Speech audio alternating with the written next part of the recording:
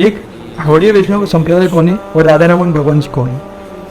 भैया सबसे पहले तो मैं ठाकुर जी का दास नौकर सेवक हूँ। उनका स्वरूप बनना या वो बनना मेरी औकात नहीं, और इसी को गौड़िया भी कहते हैं। गौड़ीय संप्रदाय श्री चैतन्य महाप्रभु के अनुगत में शुरू हुई। एक प्रकार से चैतन्य महाप्रभु को अभी उच्च शिक्षा के बारे में बहुत ज़्यादा ट्यूमर फैला हुआ क्या? कोई बताता है कि आप अमेरिका से, कोई बताता है ऑस्ट्रेलिया से, और गूगल पे भी कई बार यूट्यूब चैनलों ने कई ने अलग अलग बता रहा है। तो मैं आपसे जानना चाहता हूँ कि आपकी उच्च शिक्षा कहाँ रही थी, और इतनी उच्च शिक्षा करने के बाद आप वृंदावन में क्यों आके अपने कथा करने नहीं आप चाहते भी? मैं तो पूरी दुनिया में ऐसे शिक्षा ली, शिक्षा होती है तो मैं पहले वृंदावन में ही पढ़ा हूँ, और वृंदावन में आया नहीं हूँ, मैं वृंदावन का ही वासी हूँ। यहाँ से बाहर गया था तो नोट के बदले घर को आया, और उसमें और फिर मैं मेरे पिताजी की आज्ञा से लंदन गया था, ऑक्सफोर्ड में। महाराज जी, युवाओं में सबसे जो अभी एक प्रश्न चल रहा है, इंटरकास्ट मैरिज करना चाहिए नहीं, और क्यों सबसे ज़्यादा इंटरकास्ट मैरिज अभी है?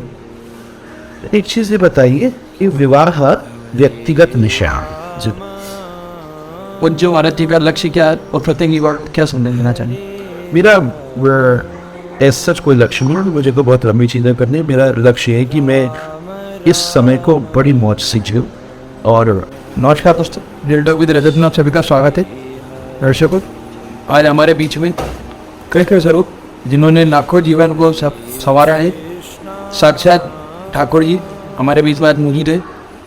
परम पूज्य सदगुरुदेव मन महादेव बड़ेश्वर श्री कुंदीप गोस्वामी जी महाराज है। मैं महाराज जी के चरणों में दंडवत प्रणाम करा राधे राधे भैया। महाराज जी, काफ़ी प्रश्न है, समय को देखते हुए ना कुछ प्रश्नों को जब महत्वपूर्ण प्रश्न ले लूँ। महाराज जी, पहला प्रश्न आया था, एक गौड़ीय वैष्णव संप्रदाय कौन है और राधा रमन भगवान जी कौन है? भैया सबसे पहले तो मैं ठाकुर जी का दास नौकर सेवक हूँ। उनका स्वरूप बनना या वो बनना मेरी औकात नहीं, और इसी को गौड़िया भी कहते हैं। गौड़ीय संप्रदाय श्री चैतन्य महाप्रभु के अनुगत में शुरू हुई।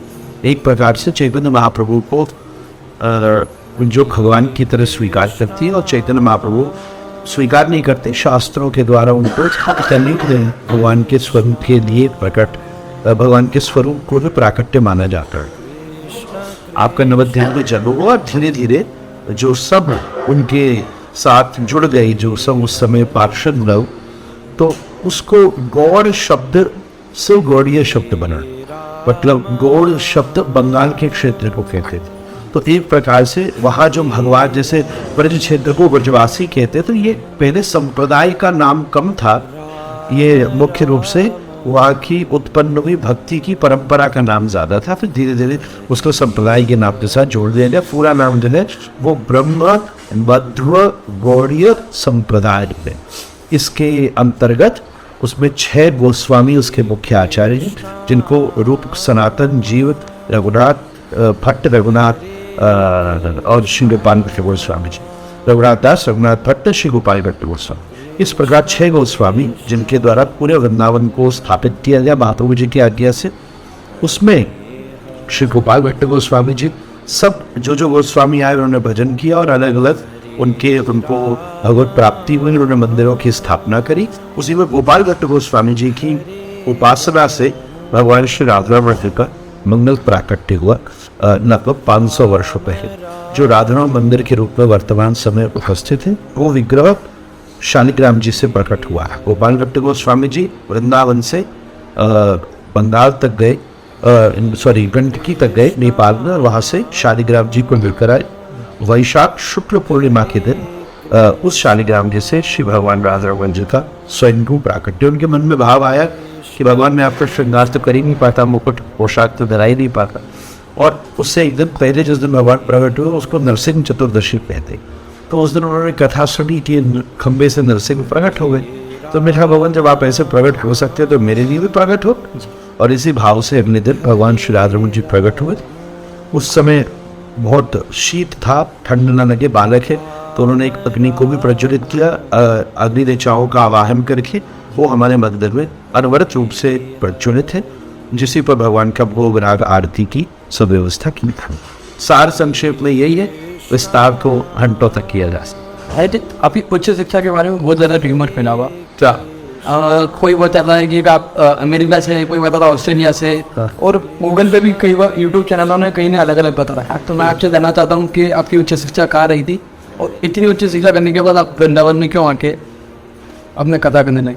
आप चाहते भी थे? मैं तो पूरी दुनिया में ऐसे शिक्षा ली मैंने वो रोमन नहीं, वो सच्चाई है। मैं सब जगह से सीखता हूँ, मैं भी सीखता रहता हूँ। तो अगर आप शिक्षा मेरी केवल एकेडमिक शिक्षा की बात करें, जो कि व्यवस्थित शिक्षा होती है, तो मैं पहले वृंदावन में ही पढ़ा हूँ। और वृंदावन में आया नहीं हूँ, मैं वृंदावन का ही वासी हूँ। यहाँ से बाहर गया था तो नोट के बदले घर को आया, और उसमें तो मैं यहाँ से पहले वृंदावन पढ़ा हूँ, कुछ देर मथुरा पढ़ा हूँ, कुछ देर दिल्ली विश्वविद्यालय का विद्यार्थी रहा हूँ, और फिर मैं मेरे पिताजी की आज्ञा से लंदन गया था। ऑक्सफोर्ड में मुझे एडमिशन, मैंने उसका प्रेपरेशन कोर्स किया, और मैं फिर उसी प्रक्रियाओं में था। पर मैं आपके माध्यम से भी इस बात को स्पष्ट कर दूं, क्योंकि मुझे लगभग 1 सवा साल वहाँ रहना था, पर उसी बीच में लगभग 6 महीने के बाद में मेरे पूज्य पिताश्री की तबीयत खराब हो, जिस कारण से मुझे यहाँ वापस आना हुआ। और फिर मैं दोबारा जाने वाला था उसी समय दादा गुरु जी की तबीयत ठीक 16 दिन बाद पिताजी के चले जाने, पिताजी चले गए, और फिर 16 दिन बाद उनकी तबीयत भी खराब हुई। तो फिर जिस चीज़ में मैंने उस समय दाखिला लिया था, उस चीज़ को मैं वहाँ रह के पूरा नहीं कर सका। फिर मुझे यहाँ रह के डिस्टेंस से उस कोर्स की यथासंभव, पर वो डिग्री की उतनी एबिलिटी नहीं है, उसको एक पूर्ति करी। और मैं कथा पहले कर रहा हूँ, पढ़ने बात लग गया। महाराज जी, जब युवाओं में सबसे जो अभी एक प्रश्न चल रहा है, इंटरकास्ट मैरिज करना चाहिए नहीं, और क्यों सबसे ज़्यादा इंटरकास्ट मैरिज अभी हुई? एक चीज़ ये बताइए कि विवाह व्यक्तिगत निशान, जो एक दो जन आपस में स्वीकार करते हैं, दूसरे को उसमें परिवार की और समाज की सहमति चाहिए। तो इस दृष्टि से विचार किया जाए तो ये व्यक्ति का स्वतंत्र निर्णय है। पर सनातन धर्म में जो विवाह की पद्धति है, वो केवल आपस के दो व्यक्तियों के संबंध के लिए नहीं है, उसको मूलभूत रूप से वंश की वृद्धि के लिए व्यक्ति विवाह करता है, क्योंकि उसी की संतान को हमारे यहाँ चंद्रवंश और सूर्यवंश एक इनहेरिटेंस को बहुत बड़ा महत्व दिया, क्योंकि जब इनहेरिटेंस रहती है तो वही वस्तु का संरक्षण होता है, परंपराओं का बचाव होता है, चीज़ें बचकर रहती हैं और हम अपने घर से सीख सकते हैं। इन कारणों से इस प्रकार के विवाह को वंश वृद्धि के लिए स्थापित किया गया। मैं एक निवेदन और करूं, ये व्यवस्था ऐसी ही बनाई गई है जैसे एक डॉक्टर अगर कोई है और दूसरा व्यक्ति भी अगर डॉक्टर या उस मेडिकल क्षेत्र की शिक्षा को जानता है, तो वो दूसरे व्यक्ति के प्रोफेशन को बहुत अच्छे से समझ सकेगा।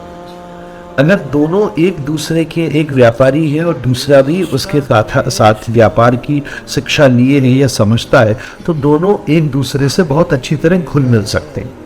इसी प्रकार से हमारे यहाँ इन विचारों के द्वारा इस प्रकार की व्यवस्था की गई थी कि जब एक ही कास्ट का व्यक्ति दूसरी कास्ट से विवाह करेगा तो उसकी परंपरा, उसकी व्यवस्थाएं, उसकी घर की लोक मर्यादाएं, जैसे ब्राह्मणों का एक अपना धर्म है, तो अगर ब्राह्मण ही आपस में विवाह करेंगे, जैसे साइंटिस्ट करेगा, मेरे सामने आपके सामने यहाँ ही एक दंपति बैठे हो, दोनों साइंटिस्ट ही, तभी एक दूसरे से खुल लुट सकते हैं। मेरी धर्म पत्नी है, वो भी विदेश में और वेल एजुकेटेड है, पर उसकी धर्म में रुचि है, तो हम दोनों का सिंक इसलिए बैठ जाता है। तो जब एक ही व्यवस्था के दो व्यक्ति होते हैं तो उनको उसमें बड़ी सहजता आती है। इन कारणों से भी एक ही कास्ट में विवाह हो, ऐसा प्रपोजिशन हमारे शास्त्र में जीव की उद्धार, जीव की विमर्श के लिए, उसकी उचित व्यवस्था के लिए हमारे यहाँ निर्देश है। अंतिम प्रश्न नहीं, पूज्य महाराज जी का लक्ष्य क्या है और प्रत्येक युवा क्या संदेश देना चाहेंगे? मेरा ऐसा कोई लक्ष्य नहीं, मुझे तो बहुत लंबी चीज़ें करनी है। मेरा लक्ष्य है कि मैं इस समय को बड़ी मौज से जीऊँ और अगले समय का मुझे पता है, तो मैं इस समय को बहुत मौज से जीता और बड़ा आनंद लेता हूँ। मेरा लक्ष्य वर्तमान, भविष्य में जाता नहीं, बहुत मेरे हाथ से जा चुका है। और युवाओं के लिए भी मेरा यही संदेश है कि आप एक बड़ी महत्वपूर्ण चीज़ ध्यान रखिएगा कि आप बहुत अच्छे प्रोफेशनल बनिए बहुत अच्छे आप एक एंटरप्रेन्योर बनिए, आप एक बहुत अच्छे बिजनेसमैन बनिए, बहुत वेल एजुकेटेड बनिए, पर उसके साथ साथ पेड़ ऊपर से जितना बड़ा होता है उसकी जड़ उतनी मजबूत हो। तो जो आपका वैल्यू सिस्टम है, जो आपकी एथिक्स है, जो आपकी फैमिली का स्ट्रेंथ है, ये जो इस देश की एक भीतरी जड़ है, अगर उसको भी आप इसी के साथ व्यवस्थित रखें तो आपका अदरवाइज लोगों का जीवन ऐसा है जैसे प्लास्टिक का पेड़ हो। तो वो पेड़ सुंदर बहुत लगता है पर उसमें कोई विकास नहीं। पर जिन पेड़ों में जड़ होती है वो कभी कभी सूखते भी हैं, कभी कभी कट भी जाते हैं, पर उन पेड़ों में विकसित होने की संभावना में बहुत होती है। तो आप खूब ऊंचाई तक पहुंचिए और अपनी रूट्स को भी उतना महत्व दीजिए और उसको विकास करने का प्रयत्न। और निगोटी दिन में सब कुछ इस दिए तो that's why कृपा करी आपने आपका रोनी थैनवी में दिया। मैं खुश हो गया आपने अच्छे प्रश्न। राम राम